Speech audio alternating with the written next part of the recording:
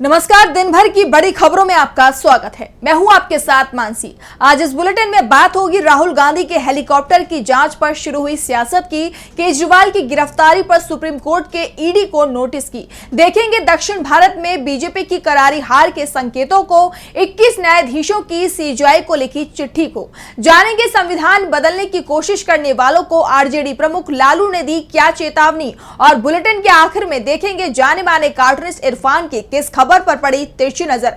लेकिन तमाम बड़ी खबरों से पहले एक नजर आज की सुर्खियों पर। भगवान और धर्मस्थल के नाम पर वोट मांगने के आरोप में पीएम मोदी के खिलाफ दिल्ली हाई कोर्ट में याचिका दायर। याचिका में पीएम को 6 साल के चुनाव के लिए अयोग्य घोषित करने की मांग। बंगाल की सीएम ममता बनर्जी का बीजेपी पर निशाना, कहा बीजेपी सत्ता में आई तो चुनाव नहीं होंगे। वे एक नेता, एक देश, एक भाषण और एक भोजन चाहते हैं। कांग्रेस महासचिव जयराम रमेश ने बीजेपी पर साधा निशाना, बीजेपी को न्यायिक स्वतंत्रता पर बताया सबसे बड़ा खतरा। और शेयर बाजार में बड़ी गिरावट, 845 अंकों की गिरावट के साथ 73,399 पे बंद हुआ सेंसेक्स, 246 अंकों की गिरावट के साथ 22,272 पर बंद हुआ निफ्टी। ये तो थी सुर्खियां। अब बात आज की सबसे बड़ी खबर की। पहले चरण का चुनाव प्रचार का शोर 17 अप्रैल की शाम को थम जाएगा। ऐसे में राजनीतिक दलों ने अपनी पूरी ताकत झोंक दी है। राहुल गांधी ने आज तमिलनाडु में जनसंपर्क किया। यहां की सभी 39 सीटों पर पहले दौर में मतदान होना है। इसके बाद वो केरल में अपने संसदीय क्षेत्र वायनाड पहुंचे, लेकिन इससे पहले ही उनके हेलीकॉप्टर की तलाशी भी ली गई। तो क्यों हुई राहुल गांधी के हेलीकॉप्टर की तलाशी और क्या कहा राहुल गांधी ने, देखिए ये रिपोर्ट। कांग्रेस सांसद राहुल गांधी ने आज दक्षिण भारत में पार्टी के प्रचार की कमान संभाली। राहुल ने तमिलनाडु के नीलगिरी से उड़ान भरी और केरल के वायनाड पहुंचे। लेकिन इससे पहले नीलगिरी में इलेक्शन कमीशन के अधिकारियों ने कांग्रेस नेता के हेलीकॉप्टर की जांच की। राहुल गांधी के हेलीकॉप्टर की जांच को लेकर कांग्रेस महासचिव जयराम रमेश ने कहा कि हमें कोई दिक्कत नहीं, लेकिन चुनाव आयोग को पीएम और गृह मंत्री के हेलीकॉप्टर की जांच भी करनी चाहिए। तो दूसरी तरफ वायनाड पहुंचे राहुल गांधी ने मोदी सरकार पर सीधा हमला बोल दिया। उन्होंने कहा कि सत्तारूढ़ बीजेपी देश में केवल एक नेता का आइडिया थोपना चाहती है, वहां आम लोगों की बात नहीं सुनी जा रही। राहुल ने भारत को फूलों के गुलदस्ते की तरह बताते हुए कहा कि हमें हर एक का सम्मान करना चाहिए, क्योंकि यह पूरे गुलदस्ते की सुंदरता को बढ़ाता है। ऐसे में भारत में केवल एक ही नेता होना चाहिए, ये प्रचार प्रत्येक युवा भारतीय का अपमान है। राहुल ने दावा किया कि यही विचारधारा कांग्रेस और बीजेपी के बीच का मुख्य अंतर है। वायनाड की स्थानीय समस्याओं को लेकर राहुल गांधी ने राज्य की वाम मोर्चा सरकार पर भी निशाना साधा। उन्होंने कहा कि मैंने कई मौकों पर केंद्र और राज्य दोनों को लिखा है, लेकिन ये दोनों सरकारें वायनाड के प्रति सौतेला रवैया अपना रही हैं। समस्या ये है कि हम दिल्ली या यहाँ सत्ता में नहीं हैं, लेकिन मैं आपको विश्वास दिलाता हूँ कि वायनाड की समस्याओं का जल्द ही समाधान किया जाएगा, क्योंकि कांग्रेस दिल्ली और केरल में भी सत्ता में आने वाली है। मैं जब भी वायनाड आता हूं तो ऐसा लगता है कि ये मेरा घर है। राहुल गांधी केंद्र की मोदी सरकार पर लगातार निशाना साध रहे हैं, तो केंद्र की एजेंसियां विपक्ष के नेताओं की मुसीबतें बढ़ा रही हैं। विपक्ष के कई नेताओं को ईडी ने गिरफ्तार किया है, जिसमें दिल्ली के सीएम अरविंद केजरीवाल का भी नाम है। आज केजरीवाल की गिरफ्तारी को लेकर सुप्रीम कोर्ट में सुनवाई हुई। कोर्ट ने ईडी को नोटिस भी भेज दिया है। 21 मार्च की आधी रात को ईडी ने दिल्ली के मुख्यमंत्री अरविंद केजरीवाल को गिरफ्तार कर लिया, जिसके बाद से दिल्ली में सियासी भूचाल आ गया। अरविंद केजरीवाल फिलहाल तिहाड़ जेल में हैं। उन्होंने अपनी गिरफ्तारी को राजनीतिक साजिश करार देते हुए सुप्रीम कोर्ट में चुनौती दी थी और सोमवार को कोर्ट ने मामले में सुनवाई की। इस दौरान केजरीवाल का पक्ष रखते हुए वकील अभिषेक मनु सिंघवी ने कहा कि मैं कुछ फैक्ट्स सामने रखना चाहता हूं जो कोर्ट को चौंका देंगे, जिस पर कोर्ट ने ईडी को नोटिस जारी करते हुए 24 अप्रैल तक का जवाब मांगा है। सिंघवी ने दावा किया कि ये गिरफ्तारी केवल इसलिए थी ताकि केजरीवाल चुनाव प्रचार न कर पाएं। कोर्ट अब इस मामले में 29 अप्रैल को सुनवाई करेगा। तो वहीं ट्रायल कोर्ट ने केजरीवाल की कस्टडी 23 अप्रैल तक बढ़ा दी है। आपको बता दें, कोर्ट ने केजरीवाल को 1 अप्रैल से 15 अप्रैल तक के लिए जुडिशियल कस्टडी में भेजा था। इस बीच सोमवार को पंजाब के सीएम भगवंत मान ने अरविंद केजरीवाल से तिहाड़ जाकर मुलाकात की। इस मुलाकात के बाद मान ने आरोप लगाते हुए कहा कि दिल्ली के सीएम से मेरी मुलाकात इस तरह से कराई गई जैसे मैं किसी देशद्रोही से मिल रहा हूँ। ये तानाशाही की हद है। किसी हार्डकोर क्रिमिनल वाली सहूलियत भी अरविंद केजरीवाल को नहीं मिल रही है। भगवंत मान ने बताया कि मेरी केजरीवाल से शीशे के पार फोन पर बात कराई गई। उन्होंने कहा, हद है। मोदी जी क्या चाहते हैं? जिसने बीजेपी की राजनीति खत्म की, उन्हें ऐसे ट्रीट किया जा रहा है। उनका कसूर क्या है? उन्होंने स्कूल अस्पताल बना दिए, यही कसूर है? बिजली फ्री कर दी, यही कसूर है? जेल मैनुअल बताता है कि अच्छे व्यवहार वालों को फेस टू फेस मिलवाया जा सकता है। ये चीज बीजेपी को बहुत महंगी पड़ेगी। विपक्ष के नेताओं की गिरफ्तारी के चलते अब इंडिया गठबंधन के पक्ष में जनता की सहानुभूति दिखाई दे रही है और इसका सबसे ज्यादा असर दक्षिण भारत में दिखाई दे रहा है। बीजेपी दक्षिण के जिन राज्यों से बड़ी उम्मीदें रखे हुई थी, वहां उसका खाता खुलता हुआ नहीं दिखाई दे रहा है। तो क्यों बीजेपी को मिलती दिख रही है मात? देखिए ये रिपोर्ट। लोकसभा चुनाव से पहले बीजेपी को बड़ा झटका लगता दिखाई दे रहा है। चुनाव के कुछ ही दिन पहले जारी हुए सी वोटर सर्वे के आंकड़ों ने बीजेपी को संकट में डाल दिया है।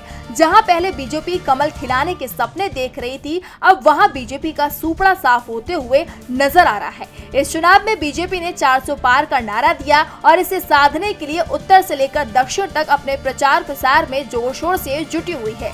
खासकर दक्षिण में पीएम मोदी की रैलियों की संख्या भी ज्यादा रखी गई है, लेकिन बीजेपी की सारी कोशिशें नाकामयाब होती हुई नजर आ रही हैं। सी वोटर सर्वे में पहले तो केरल में बीजेपी का सूपड़ा साफ होता दिखाई दे रहा है।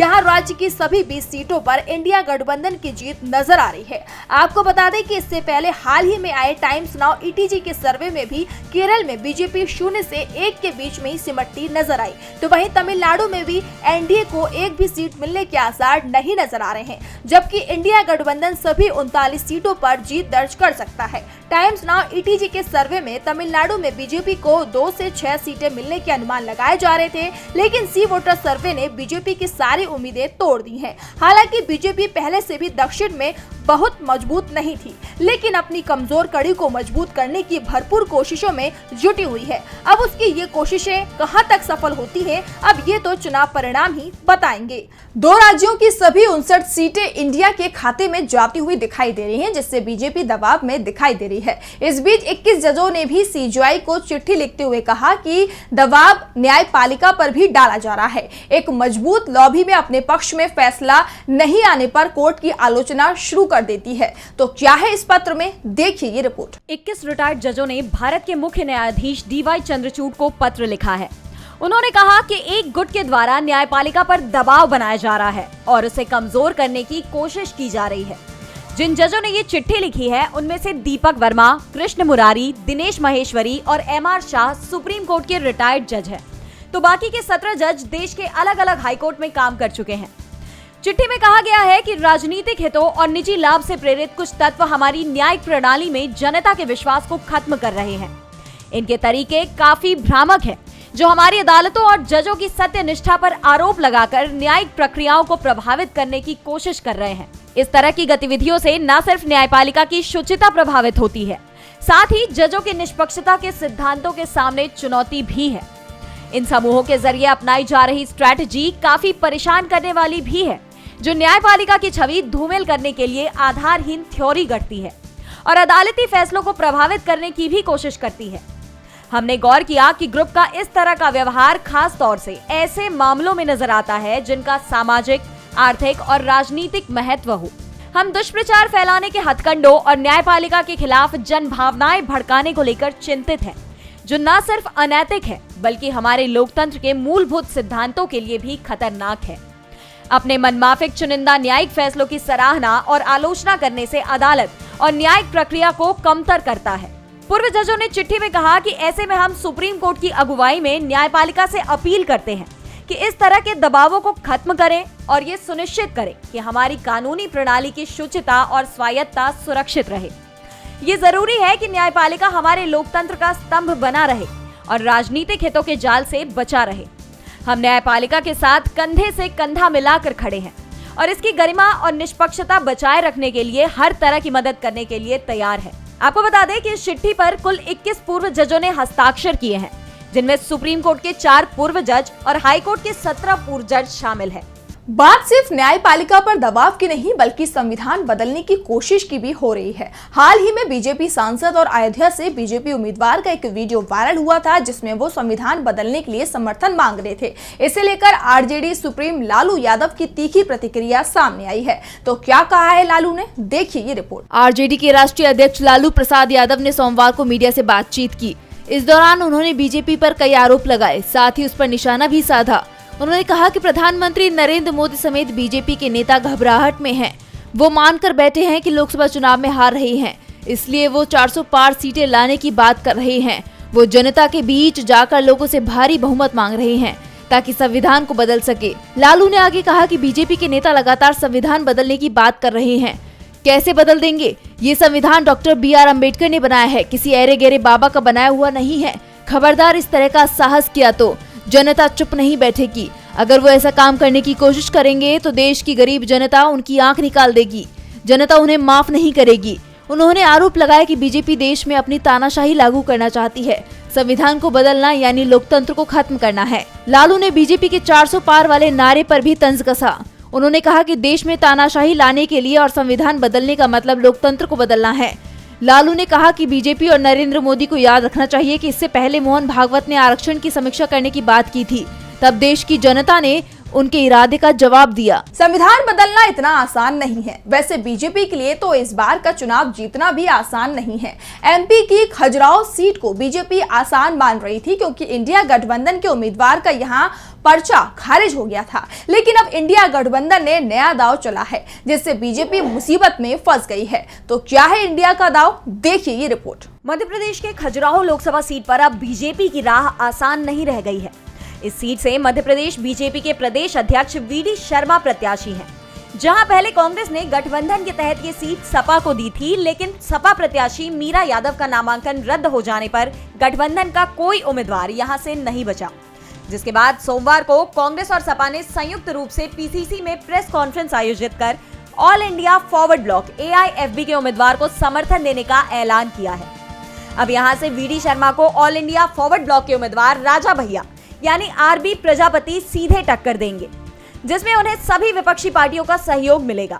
इसलिए अब ये लोकसभा सीट और ज्यादा हॉट होने वाली है। बता दें कि ऑल इंडिया फॉरवर्ड ब्लॉक उम्मीदवार RB प्रजापति प्रशासनिक पृष्ठभूमि से आते हैं। वे रिटायर्ड IAS हैं और कमिश्नर भी रह चुके हैं। IAS से पहले वे असिस्टेंट प्रोफेसर भी रह चुके हैं। खजुराहो से पहले वो शिवपुरी जिले के करेरा सीट से भी विधानसभा चुनाव लड़े थे, पर उन्हें यहाँ हार का सामना करना पड़ा था। इसके अलावा वो लंबे समय से अलग बुंदेलखंड राज्य की मांग भी करते रहे हैं। कांग्रेस और सपा ने यहां फॉरवर्ड ब्लॉक को समर्थन देने का ऐलान किया। फॉरवर्ड ब्लॉक इंडिया गठबंधन का हिस्सा पहले से ही है, यानी इंडिया लगातार मजबूत होता दिखाई दे रहा है। तो दूसरी तरफ एनडीए में सीट बंटवारे पर अभी भी पेंच फंसा हुआ है। महाराष्ट्र में आधा दर्जन सीटों पर अभी भी बीजेपी और उसके सहयोगियों के बीच टकराव बना हुआ है। महाराष्ट्र में एनडीए, जिसमें शिवसेना, शिंदे गुट, बीजेपी और अजित पवार गुट की एनसीपी शामिल है। इस गठबंधन को राज्य में महायुति नाम दिया गया है, लेकिन महायुति में सीट बंटवारे को लेकर फंसा पेच अभी तक सुलझ नहीं पाया है। दक्षिण मुंबई ठाणे के साथ पालघर की सीट पर खींचातान मची हुई है। इसके अलावा कोंकण की रत्नागिरी, सिंधुदुर्ग सीट, नासिक और औरंगाबाद सीट को लेकर एनडीए में अभी तक स्थिति साफ नहीं हो पाई है। मुंबई में 5वें चरण में वोटिंग होनी है और यहाँ बीजेपी और शिंदे गुट आमने सामने है। दरअसल पालघर की सीट 2019 में शिवसेना ने जीती थी, लेकिन यहाँ के सांसद राजेंद्र गावित उद्धव ठाकरे के साथ हैं, इसीलिए इस सीट पर बीजेपी ने अपना दावा ठोक दिया है और शिंदे भी ये सीट बीजेपी को देने को तैयार हो गए हैं। लेकिन वो दक्षिण मुंबई की सीट से अपना दावा हटाने को तैयार नहीं है। शिंदे को एहसास है कि अगर मुंबई में कम सीट लेंगे तो उसका असर आने वाले विधानसभा चुनाव और शिवसेना की छवि पर भी पड़ सकता है, क्योंकि शिवसेना का सबसे मजबूत आधार भी मुंबई में ही माना जाता है। ठाणे सीट भी शिवसेना की सीट है, लेकिन यहाँ के सांसद राजन विचारे भी उद्धव के साथ हैं। ऐसे में बीजेपी और शिंदे के बीच ठाणे सीट पर फंसा पेच अभी तक सुलझ नहीं पाया है। शिंदे ठाणे के बदले में रत्नागिरी, सिंधुदुर्ग की सीट को छोड़ने के लिए तैयार नहीं है। बीजेपी वहां से नारायण राणे को मैदान में उतार सकती है। टकराव नासिक सीट को लेकर भी हुआ है। यहाँ से एनसीपी के छगन भुजबल चुनाव लड़ना चाहते थे, लेकिन बीजेपी ये सीट छोड़ने को तैयार नहीं दिख रही है। साफ है, महाराष्ट्र में बीजेपी अपने सहयोगियों पर जबरदस्त दबाव डाल रही है, जिस कारण से सीट बंटवारे का मामला उलझता ही जा रहा है। और बुलेटिन के आखिर में देखते हैं जाने माने कार्टूनिस्ट इरफान की किस खबर पर पड़ी तिरछी नजर।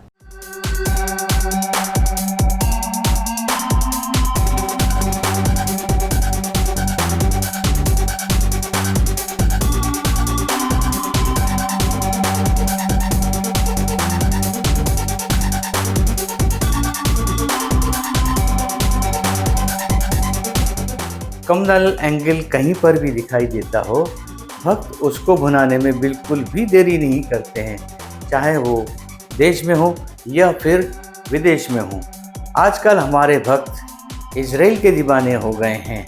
यह कहना चाहिए कि उनकी दूरदृष्टि बहुत अच्छी है। उनको अपने देश का मणिपुर दिखाई नहीं देता है, उनको अपने देश का जंतर मंतर भी दिखाई नहीं देता है। तो इसको अब आप क्या कह सकते हैं?